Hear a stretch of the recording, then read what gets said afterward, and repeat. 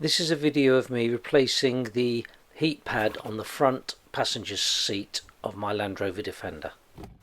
This seat base was originally on the driver's side of my Defender, but when I realised it wasn't working, I switched it for the passenger's one, which was working. I've just got to point out here, although I'm wearing a top with Greggs written on it, Greggs have got absolutely nothing to do with this video. This video is not sponsored by Greggs. I don't work for Greggs, but I do like their vegan sausage rolls, almost as much as an Egg McMuffin from McDonald's. As it's springtime now and my wife will probably want to travel in my Defender to the garden centre, I thought it was about time I changed the heat pad. For my wife, a heated seat not working is not an option, so to make her more comfortable I'm going to replace it, because we all know that a happy wife means a happy life. However, before I even ask her to get in it, I think I'd better clean it. The camera really shows all the mess inside. I didn't realise it was so bad. It has been winter after all. I'd never see it in the daylight. But I use the Land Rover every day for my work, and I just haven't noticed the mess, but I better get it cleaned up before she decides she wants to lift to the garden centre. The seat bases in the Land Rovers just come out quite easily. You just quick lift up at the front and pull it out of the locating lugs at the back. Then if you've got heated seats, obviously just unclip the connection. It's just a push fit connection. To partially remove the seat cover, there's just two lugs that you just lift up, and then there's some pins either side, plastic pins. These have seen better days, but they're still in working order, so I'm going to save them. I didn't know what to expect when I peeled the cover back. This was a bit of a shock initially, but what I can see of it, the brown stuff is just old adhesive that's just oxidised or worn out.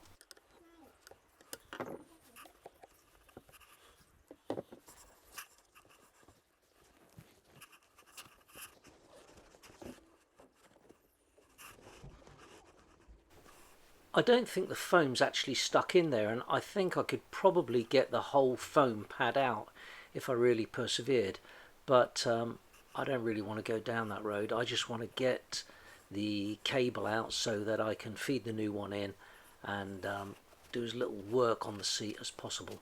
If I need to do any refurbishment to it, I'd rather do that at a later date. Preservation, not renovation.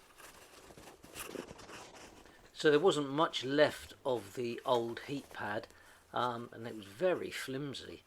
I'm surprised it lasted so long. I mean, obviously built for the job. So I eventually got the old supply cable out and saved the grommet. Unfortunately, you don't get a new grommet in the pack with the new one, as I found out. I got this heat pad from Rimmer Brothers. I don't think it's a genuine article. It's an aftermarket one, and it was £63. Seems a lot of money just for a heat pad, but it is what it is. This clip was a little bit difficult to detach from the plug, but with a little bit of brute force and ignorance, I managed to get it off. Anyway, I'm pleased to say that although it was £63, the new heat pad seems far superior to the one that I've just taken off, or what was left of the one I've just taken off. The new heat pad is quite easy to fit. It's got double-sided tape all round. So it's just a case of inserting it in between the seat cover and the foam with the sticky side down and pressing hard to secure it in place. Then I just threaded the cable and the plug through the various holes and down through the bottom of the seat. Please hit the like and subscribe buttons. It's free and it gives more incentive to create more videos. Thank you.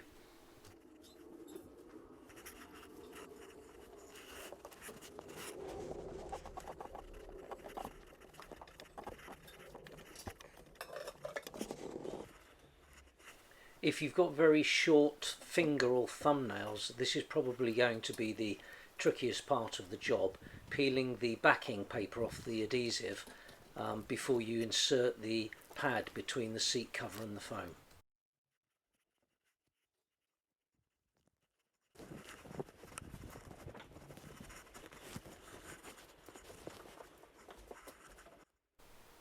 Once again, I've probably done this the hard way.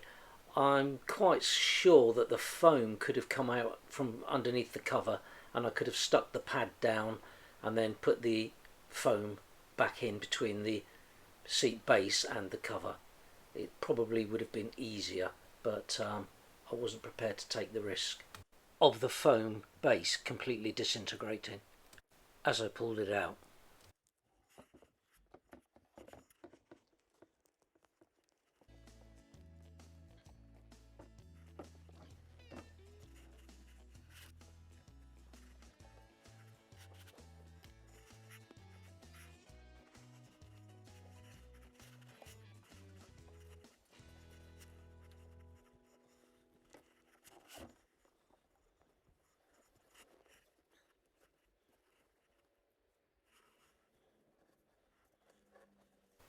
Once the pad's in place, it's just a case of refitting the cover tight back with the various pins and tabs.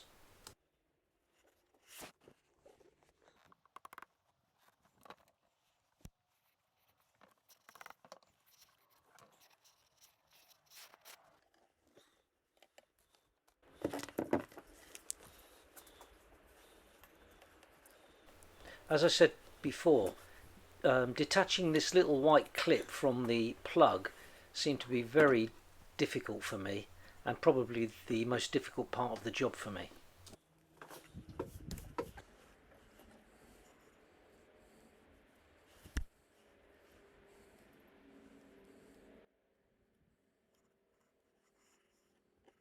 Right up until the second that I realised that I'd attached the little white clip to the plug before fitting the grommet.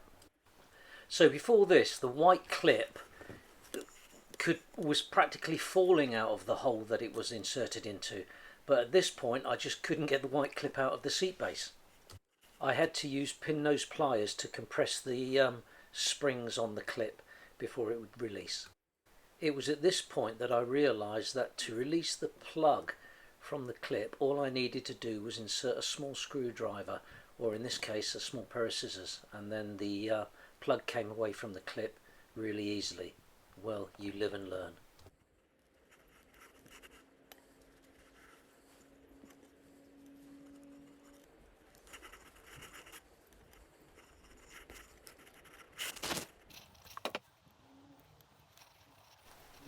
It was a bit of a challenge getting the grommet over the plug. This was the only way I could think of doing it and keeping it stretched so I could at least start the plug going through it. Then I just manhandled it through. I then realised that I'd obviously pulled the outer sheathing of the cable out of the back of the plug, so I had to address that then.